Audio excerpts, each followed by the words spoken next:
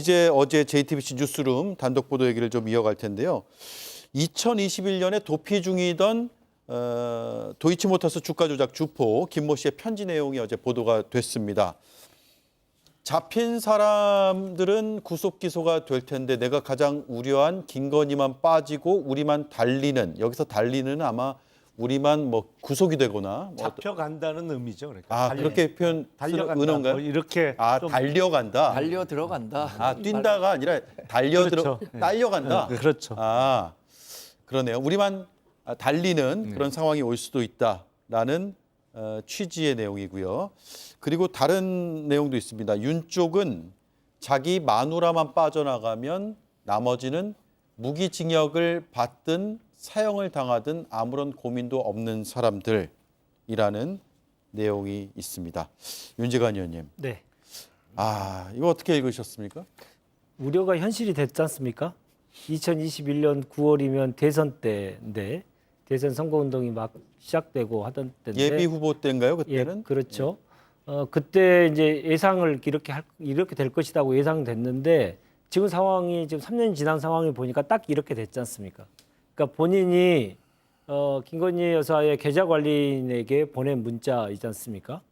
그렇기 때문에 계좌관리인이면 김건희 여사하고 가장 가까운 사람 그리고 가장 많이 서로 소통할 수 있는 사람에게 자기의 예상을 얘기하고 어떻게 우리한테만 다 뒤집어 씌우느냐라고 얘기를 했는데 아무런 조치도 되지 않았고 실제로도 지금 상황이 그렇게 됐고 정권에서는 계속 김 여사만 보호하면서 처벌을 피하기 위한 조치만 계속 하고 있기 때문에 네. 본인의 입장에서는 너무 억울하겠죠. 그리고 한다면 내가 김건희 여사가 몇십억을 벌게 뭘 해주는데 도움이 줬는데 왜 우리만 계속 가야 되냐라고 그 사람의 입장에서는 억울하기 때문에 이런 것들이 계속 나올 수밖에 없는 것이죠. 특히나 이제 정권이 국민의 민심으로부터 점점 멀어져 가고 있고 그것의 터닝포인트, 아까 말씀드렸는데 터닝포인트도 전혀 보이지 않는 상황이 되기 때문에 본인으로서는 이런 생각을 갖고 있는 사람들이 계속 나올 수밖에 없을 것이다. 저는 그렇게 보입니다. 예. 저걸 쭉 읽어보면 문맥상으로 우리는과 이제 김건희만 빠지고가 있어요. 그러니까 다 함께인데 한 명만 빠진다 이런 취지로 읽히는 부분도 있잖아요. 그렇죠. 그런 취지죠. 저 편지의 내용을 보면 그러니까 우리하고 같이 했던 편지 표현대로 하면 우리하고 같이 했던 사람인데 김건희만 빠지고 우리만 처벌을 받는 상황. 이거에 대해서 걱정을 하는 내용으로 읽히는 것이죠. 그리고 이번에 또 JTBC에서 보도한 내용 중에는 그 블랙펄 인베스트먼트의 민모 이사라는 사람 있잖아요. 그러니까 예. 지금 김건희 여사가 공범이 아니다. 주가 조작 사범과 공범 관계가 없다라는 근거 중에 하나가 이 민모 씨가 법정에 나와서 김건희 여사하고 직접 자기가 연락한 적이 없다. 연락하는 사이가 아니다. 이런 증언을 한 게 근거 중에 하나였는데 민 씨가 법정에서 그렇게 증언을 했다고요? 그렇죠. 그런데 이번에 드러난 거 보니까 아니었잖아요. 예. 물론 주가 조작이 이루어지던 2010년이나 2012년 초는 아니고 시기는 조금 달리합니다만 김건희 여사하고 민 씨하고 직접 문자를 주고받은 게 나왔잖아요. 지금 2012년 1월 9일자 문자 메시지가 그렇죠. 오갔다는 게 나왔잖아요. 예. 어제 보도로. 바로 저겁니다.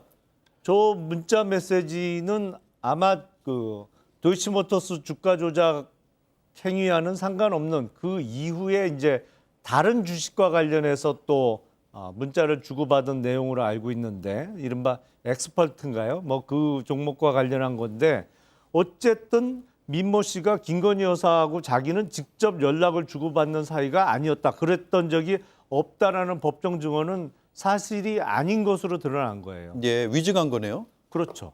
예. 그렇군요. 물론 그 진술이 법정에서 이제 도이치모터스 건과 관련해서 나눈 게 있느냐 없느냐는 걸로 또 더 세밀하게 들어가면 따져볼 부분이 있을 수도 있으니까 그 부분은 뭐 단정 짓지 말고 좀 열어놓죠. 또 다른 취지였다고 얘기가 살짝 바뀔래나요? 예, 지켜봐야 될 것 같아요. 우리 김유정 의원의 의견도 들어봐야 될 것 같아요. 예, 아까 그 2차 주포 김모 씨의 편지 내용을 보면은 결국에는 해석을 해보면 우리 같이 했는데 우리만 당하는 거 아니냐, 억울하다, 김건희 여사만 빠져나가고 그거에 대한 우려잖아요. 예. 그러면은 대통령실이나 그동안 대통령이 뭐 대선 과정에서 했던 이야기들 이게 다 지금 거짓이 되는 거거든요. 왜냐하면 손해보고 나왔다, 당한 거다, 계좌만 이용당한 거다 이렇게 얘기를 했었는데 지금 그거 아니라는 거를 증명하고 있는 그런 편지 아니겠어요? 그러니까 더군다나 이 사람은 2차 주가 조작의 주포니까요. 더군다나 빨리 빠져나왔다, 손해만 보고 이렇게 얘기한 것도 지금 다 이게 탄핵되는 상황이라서 문제가 점점 더 심각해지고 있다 이렇게 보여지고요. 그다음에 이런 상황인데 우리가 너무 억울한 거 아니냐, 우리가 이런 사람을 믿고 막 이런 취지의 이야기들도 다 덧붙여져 있잖아요. 예. 그러니까 매우 심각해지고 있다, 상황이 점점 나빠지고 있다라고 보여지고요. 특히 민모 씨 관련해서는 우리가 계속 나왔던 12시에 3,300에 8만 주 때려주셈 그 통화를 증권사 직원하고 했던 사람이 그 민모 이사인데 이 사람하고 지금 김건희 여사가 이런 문자를 주고받았다는 거 아닙니까?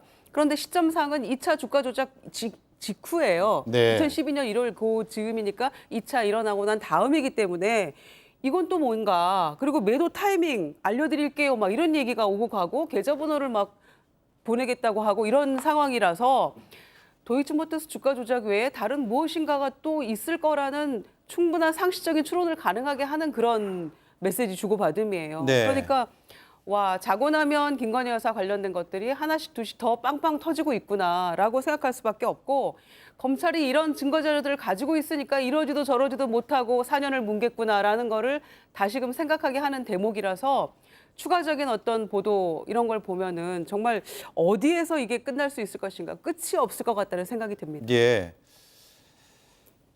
저도 한 말씀 드려야 될 것 네. 같습니다. 뭐 제가 대통령실 대변인은 아니지만 이것과 관련해서는 그 김건희 여사가 계속해서 주장해 왔었던 이야기들을 제가 다시 한번 상기시켜 드릴 수밖에 없을 것 같은데, 주가 조작의 공범으로 인정받으려면 첫 번째는 주가 조작이 있었다는 사실을 본인이 인지하고 있어야 하고, 네. 두 번째는 그 주가 조작 과정에서 자신의 계좌가 활용되고 있다는 점도 알아야 이 방조범으로 함께 처벌될 수 있는 겁니다. 예. 비슷한 역할을 했다고 하는 전주 손 씨와 김건희 여사는 관여의 정도가 완전히 다를 수도 있다라는 법적 판단이 가능하기 때문에 제가 뭐 다른 말씀은 더 드리기도 어렵겠습니다만, 김건희 여사는 초지일관 주가 조작이 있었다는 사실을 인지하지 못했고 자신의 계좌가 활용됐다는 것을 알지 못했다는 것을 검찰이 계속 소명하고 있기 때문에 네. 이 부분도 검찰이 뭐 수사를 계속 해야 하는 부분이라고 말씀드릴 수밖에 없겠습니다. 네. 네, 이 점에 대해서 반론 딱 간단하게 맞아요. 그건 2심 판결이 나오기 전까지는 그게 그 논리를 계속했고 그런 논리를 계속했습니다만은 2심 판결 끝나고 나서부터는 전혀 타당하지 않는 것으로 드러났습니다. 왜? 대통령실에서 전주가 1심에서 무죄니까 김건희 여사도 무죄다 이런 주장을 계속했었는데 2심에서 전주가 유죄가 나왔잖아요. 이제는 뭐 어떻게 설명하실 거예요? 이제는 또 다른 얘기를 또 하시잖아요. 그래서 지금까지 하셨던 말들이 전부 다 국민들로부터 그리고 재판 과정에서 탄핵당하고 있다. 이 점에 대해서 분명하게 말씀드리고 싶습니다. 네, 알겠습니다. 손모 씨의 사건의 유형과 김건희 여사 유형이 같으냐 아니면 차이가 있느냐 완전 다르냐는 건 검찰 수사에서 좀 드러날 것 같고요. 만약에 특검이 이루어진다고 한다면 특검에서도 분명한 수사의 대상이 되겠죠. 알겠습니다. 여기까지 하죠.